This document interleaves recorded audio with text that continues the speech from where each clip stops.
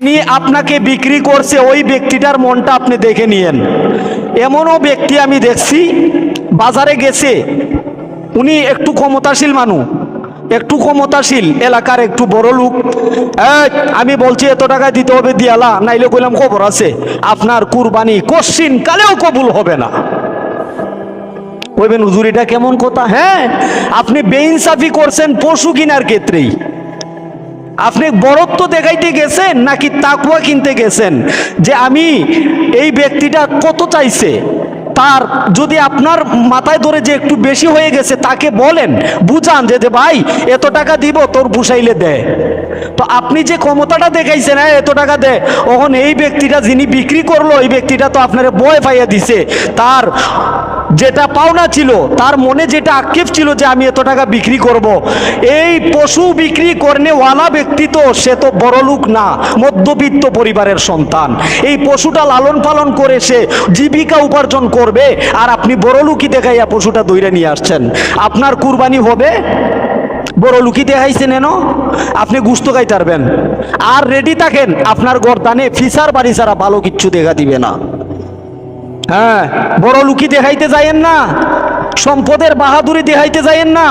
তাকওয়া ভিতরে রাখবেন, খুদাবিরু রাখবেন যে আমি কুরবানির পশু কিনতে যাচ্ছি, আমার সামর্থ্যের ভিতরে আমি কিনবো, তবে ভালো দেখে কিনি। আর যিনি বিক্রি করবে ওরা একটু বেশি বলবে, স্বাভাবিক, তবে আপনি বুঝের ভিতরে বলেন, সুন্দর করে বলেন, ভালো ব্যবহারের সাথে আনেন। এটা কুরবানির পশু, এটা আপনার ঘরের পালিত পশু কিনতেছেন না আপনি। ঘরের পালিত পশু এটা ভিন্ন কথা, কিন্তু এটা কুরবানি, এটা অনেক বড় একটা জিনিস। এইটাই হলো মনের পশু। আগে মনের পশুকে জবাই করেন, যেটা অসুর রক্তটা মাটিতে পড়ার আগেই আপনি যে ছুরি চালাবেন গলায়, ছুরিটা চালানোর পর যে রক্তটা বাহির হবে, এই রক্তটা মাটিতে পড়তে 1 সেকেন্ড লাগে না, 1 সেকেন্ডের কম সময়, এখানেই আপনার কুরবানি কবুল। আর যে পশু আনছেন 15 দিন খাওয়াইছেন, তারপরে আপনি গুস্ত বিলিয়ে দিবেন, এটা পরের সাবজেক্ট। আপনার কুরবানি আগে কবুল হয়েছে কিনা, ওই যে রক্তটা বাইর হইয়া মাটিতে পড়ার আগ মুহূর্তে কুরবানি কবুল। কেন? ব্যক্তিটার তাকওয়া দেখে আল্লাহ। তাকওয়া কি? এই বড় গরু আনছি আজকে ফ্রিজে ডুয়ে লই মু 22 কেজি 50 কেজি, এরপরে যা তাহে তা পরে গরুর গুড়াবা দেখে দিব। এই যে ভিতরে একটা মনোভাব আছে আপনার। আরেকটা হইল মানুষে দেখে বলবে না অমুকে অমুক গরুটা দিছে অনেক বড় দেখলাম মাশাল্লাহ। মানুষের তারিফ পাওয়ার জন্য আপনি যে কুরবানি দিচ্ছেন সেই কুরবানি মাওলায়ে মালিকের দরবারে কবুল হবে না। মানুষ আপনাকে মারহাবা দিবে আল্লাহ তাআলার কাছে যদি আপনি যান যে মালিক আমার কুরবানির প্রতিদান দেন, আল্লাহ বলে যে তোমার কুরবানির প্রতিদান জমিনেই দেওয়া হয়ে গেছে, মানুষ তোমাকে মারহাবা বলছে, এটাই তো তোমার পাওনা ছিল, তো তুমি তো পাইয়ে গেছো, আর কি আমার কাছে চাও বলো। আল্লাহ আপনাকে আর দিচ্ছে না। আর পশুটা আপনার কম দামে আপনি কিনছেন, একটু ভালো দেখা যাইতেছে। পশুর ক্ষেত্রে গরু, যেটা গরুর ক্ষেত্রে 2 বছর পূর্ণ হওয়া উচিত। আরেক আমাদের একটা শাস্ত্র আছে, 2টা দাঁত উঠে, এই 2টা দাঁত যদি পরিপূর্ণ না হয় কুরবানি হবে না। এইগুলা ভুল একটা শাস্ত্র। আপনি 2টা বছর দেখেন এই পশুর বয়স হয়েছে কিনা। এইটা একটা শাস্ত্র যে আপনার একটা দাঁত যদি না উঠে, পশুর বছর যদি 2টা বছর গড়াইয়া যায়, দেখতে একটু ভালো দেখা যায়, কুরবানি হয়ে যাবে, কুরবানি হয়ে যাবে। অনেকের প্রশ্ন আছে যে হুজুর কুরবানির সাথে আকিকা মিশানো যাবে কিনা। হ্যাঁ, আকিকা আপনি দিতে পারবেন। আকিকার নাম পশু কুরবানির ক্ষেত্রে 60টা নাম দেওয়া হয়, এর মধ্যে এমনটা যেন না হয়ে যায় যে আকিকার বেশি নাম কুরবানির কম নাম। যেমন 60টার মধ্যে আপনি 5টাই আকিকার নাম দিয়েছেন আর বাকি আপনি কুরবানির নাম, আপনার কুরবানি হবে না। কারণ আপনি তো মূল প্রাধান্য দিয়েছেন আপনি আকিকা।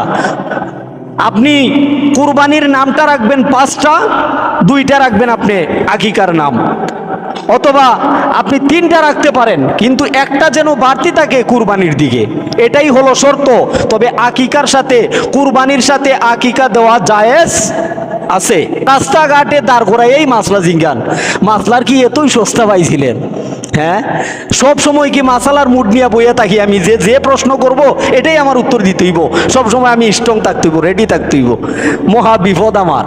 না, এটা ভুল। রাস্তাঘাটে মাসালা জিজ্ঞেস করার জায়গা না, দোকানপাটে জিজ্ঞেস করার মাসালার জায়গা না, এটা চা খাওয়ার জায়গা। এটা কেন কোরআন হাদিস চলতো না। পশুটা আপনি আনবেন বাজার থেকে কিনে, জি, আর তাকাব্বুরি, আর কিছু না। আমাদের ভিতরে তাকাব্বুরি আমাদের ভিতরে বিরাজ করে সব সময়। পশু কেনার ক্ষেত্রেও তাকাব্বুরি, আপনি জবাইয়ের ক্ষেত্রেও তাকাব্বুরি। আপনি যে কুরবানির পশুটারে জবাই করবেন, পাও দিয়া হাত দিয়া হমানে ফিটাইয়া ছিটাইয়া পশুটারে আপনি মাটিতে শোয়াইছেন। যখন আপনি পশুটারে দেখতেছেন যে চারজনে দইরেই শোয়াইতে পারতেছে না, এরপরে আপনি পাও দিয়া ফাড়াইয়া এরপরে পশুরে ধরছেন গলায় ফাড়া দিয়া। এমনও মানুষ দেখছি বেয়াদবের সীমা নাই। বেয়াদব, এই বেয়াদব ব্যক্তির জন্য কুরবানি না। আরে কুরবানির পশুর উপরে তোর ফা ধুইরা একেবারে এরপরে গলার মধ্যে ছুরি চালায়। নাউজুবিল্লাহি মিন যালিক, আস্তাগফিরুল্লাহাল আযীম। এটা তো একটা জানদার পশু, এটারে তুই পাড়ার নিচে কেন? এটা কুরবানির পশু, এটারে সালাম কর প্রয়োজনে।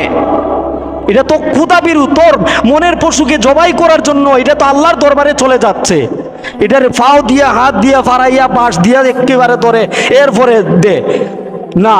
পশু জাত, এটা স্বাভাবিক, একটু চটফট করবে, কিন্তু পা যেন না লাগে, পা যেন না লাগে। ও জবাইয়ের ক্ষেত্রে আপনার পশু আপনি জবাই করাটাই উত্তম, আপনার পশু। তবে আমাদের তো শাস্ত্র আছে যে হুজুর ছাড়া কুরবানি হইতো না, জবাই হইতো না। এই মাথার থেকে এই মাথায় যাওয়ার জন্য আমার অনেক সময়ের প্রয়োজন। ভিতরে রাখবেন যে একটা পশু শুয়াইতে কতক্ষণ লাগে।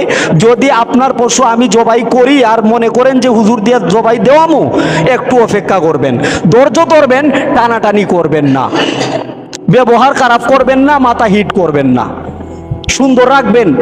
হ্যাঁ হুজুর এত লেট হইল গেরে, এমনও বাংলাদেশে শুরু হয়ে গেছে, হুজুরের চাকরি পর্যন্ত নাই। ঈদের নামাজ পড়া কুরবানির দিন বিকালবেলা হুজুরের চাকরি নাই। কি হইছে? সভাপতির বাড়িতে গরুটা জবাই একটু লেট হয়ে গেছে, হুজুর গাট্টি গুট্টি গুল করেন। তো আমার মতো কিছু হুজুর আছে গাট্টি গুট্টি গুল করে বাড়ির। হ্যাঁ, এই সমস্ত ভয় আর ভিতরে যে একটা কাঁচরা, এগুলো সব সরাইয়ে রাখেন, সব সরাইয়ে রাখেন। বলে দিলাম, বারবার বলে দিচ্ছি, কুরবানির দিন মেজাজ খারাপ করবেন না, আল্লাহর দোহাই লাগে। কুরবানি আগামী বৃহস্পতিবার দিন, আমাদের ঈদ উল আজহার দিন। আর হয়তো বলার সুযোগ পাবো না, এই জন্য বলে দিচ্ছি। যদি মনে করেন যে হুজুর আইতাছে, একটা পশু শোয়াইতে একটু সময় লাগবে, এদিকে আরেকজন দিব, এই এদিকে আছে আরেকজন, এদিকে দিব, আর অন্যদিকে যদি আমি যাই, একটার পর একটা একটার পর একটা সিরিয়ালে করে আসবো, হুজুর আয়েন আমারটা আগে, হুজুর আয়েন আমারটা আগে, এই সমস্ত করে বিশৃঙ্খলতা সৃষ্টি করবেন না। এরপরে আপনি খেয়াল রাখবেন, এদিনকা যত নম্র হওয়া যায়, আপনার যে চুলগুলি আছে, চুল গোফ ছুটো করবেন। এরপরে নাভির নিচের লোম, হাতের নখ, এগুলো 1 তারিখ থেকে 10 তারিখ পর্যন্ত বলাটা উচিত ছিল গত জুমাবার, হয়তো বা বলতে পারিনি। আপনি কুরবানি দিবেন, কুরবানি যারা দিচ্ছেন, কুরবানি যারা দিচ্ছেন না, উভয়ের ক্ষেত্রেই এই মাসালাটা প্রযোজ্য। এটা মনে রাখবেন। আপনি চুল, মাথার চুল কাটবেন এই কুরবানি দেওয়ার দিনেই। আপনি কুরবানির গুস্ত কুটাকুটি শেষ করার পরে বিকালবেলা মাথার চুলটা কাটবেন, নাভির নিচের লোম পরিষ্কার করবেন, নখু কাটবেন। আল্লাহ তাআলা একটা কুরবানির সওয়াব আপনাকে আল্লাহ দান করবে। এটা নবীজির হাদিস শরীফ, এটা মনে থাকে যেন, এটা ভুল করবেন না।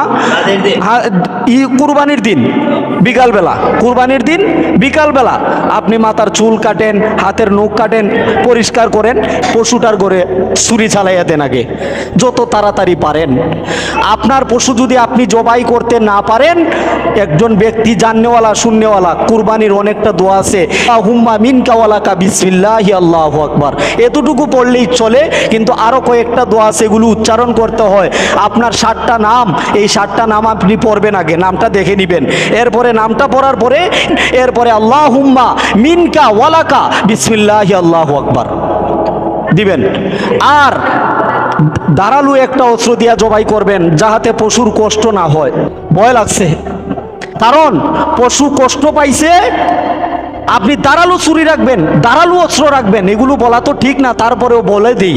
এগুলো বলা না বইলা দিলে পরে আপনারা কইবেন একটা রাইকা দেখুন রকমে জবাই দিলেই সারবো। যাহাতে দুইটা তিনটা টান দিলে পশুটা জবাই হয়ে যায়, কষ্ট যেন না হয় এমনটা রাখবেন। আর আল্লাহর ভয় অন্তরে রাখবেন, যাহাতে অহংকার ভিতরে না আসে। গুস্তটাকে তিনটা ভাগ করবেন, এটা তো সবাই জানে। গুস্তটাকে তিনটা ভাগ করে আপনার যদি শরিকানা বেশি হয়ে গেছে 5-7 জন, বা এমনও আছে 3-4 জন মিলে, 3-4 জনের পরিবারেই পাইতেছে না, আবার বাহিরে দিব কিভাবে?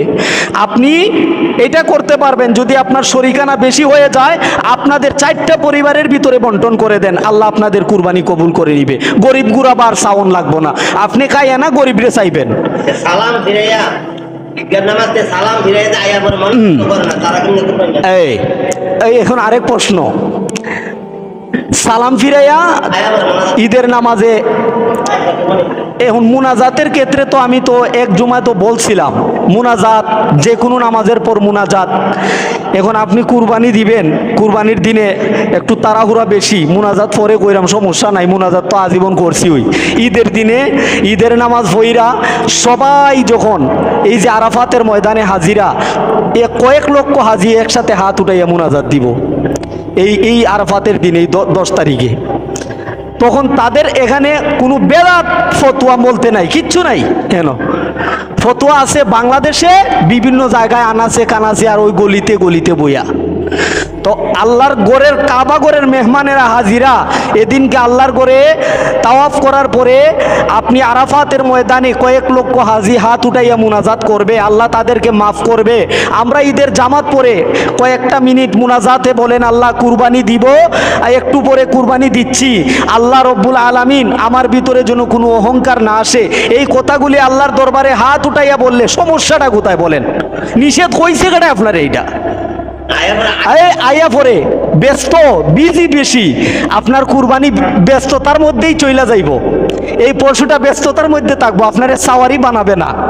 পশুটা দেখবেন কাল হাসরের ময়দানে, ঈদের নামাজ পইরা তো খুব তাড়াতাড়ি চলে আসছিলি, এখন আমার খুব তাড়াহুড়া, তুমি সাওয়ারি হইলে হও না হইলে নাই, আমি চলে গেলাম, আপনারে ফালাইয়াই যাইব গায়েতে, আপনারে আর সাওয়ারি বানাইবে কোন সময়? তো ঈদের দিন নামাজ পড়ার পরে এই ঈদগাহের মাঠে গুনাহ মাফ লইবেন, এদিনকা গুনাহ মাফ পাবে অনেক বান্দা, লক্ষ কোটি কোটি মানুষ ক্ষমা পাবে।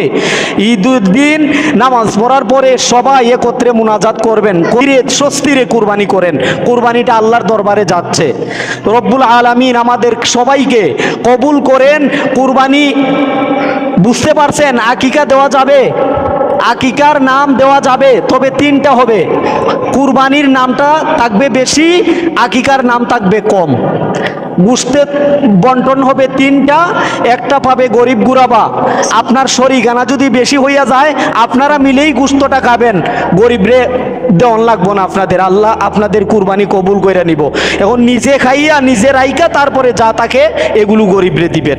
আল্লাহ বলছে আপনার যদি শরিক আপনি একাই দিছেন দেন, গরিবরে দেন, আপনি চামড়াটা দেন, এতিম মিসকিন যারা আসে বিভিন্ন সময় এতিমখানার ছাত্ররা আসে চামড়া নেওয়ার জন্য, দেন, আল্লাহর ওয়াস্তে দিয়ে দেন, এটা তো আল্লাহর ওয়াস্তেই কুরবানিটা। এই তবে এইটা যেন না হয়ে যায় যে 3টা ভাগ করতে গিয়ে খুব বেশি আমি রেখে দিলাম, আর অল্প সংখ্যক গুস্ত যারা আছে আমার চোখের সামনে তাদেরকে বেটে দিলাম, অনেক মানুষ আরো রয়ে গেছে পায় নাই, আমার ফ্রিজে আমার পুরাটাই ভর্তি, কিন্তু আরেক গরিব আমার চোখের সামনে হয়তো বা পায় নাই, একটা ফুটলা তারে দিয়ে দিয়েন। হয়তো বা কোন ব্যক্তির কারণে আপনার কুরবানিটা কবুল হবে বলা যায় না। তো আল্লাহ তাআলা আমাদেরকে ইখলাসের নিয়তে কুরবানি করার তৌফিক আল্লাহ দান করেন।